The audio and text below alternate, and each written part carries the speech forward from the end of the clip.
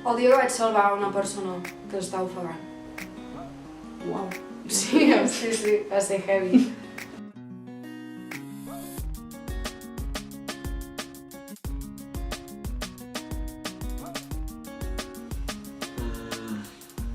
Què o qui? No ho sé, la vida encara queda molt. Què o qui?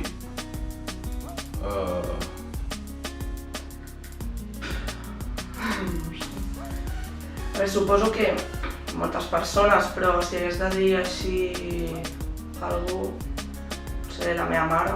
Meva mare. Els meus pares, segur. Doncs jo crec que el meu pare... Els meus pares?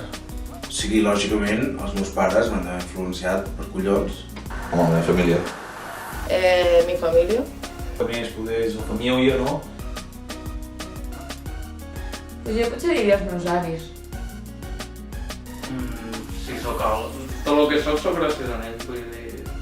Bàsicament perquè m'ho han donat tot.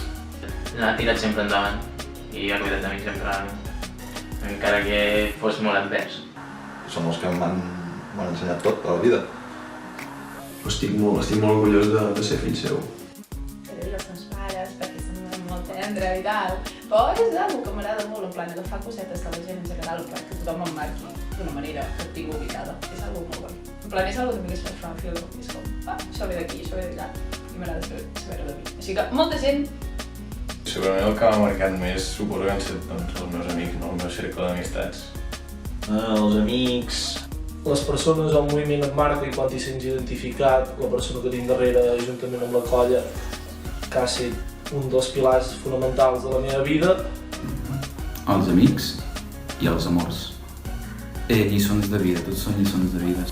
Ara mateix, la meva parella. Doncs no, la meva parella.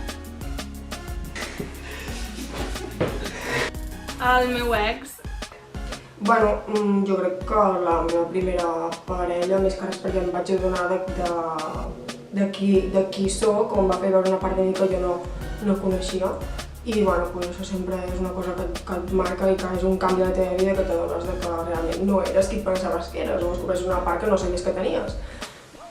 I la Laia és un gran pilar en la meva vida. Vale, la veu. En plan, la meva parella actual. I m'està fent adonar de moltes coses i estic millorant molt gràcies a ella. I perquè quan el vaig conèixer vaig sentir que era la persona amb qui havia estat la resta de la meva vida. Gairebé fer-me autònom, saps?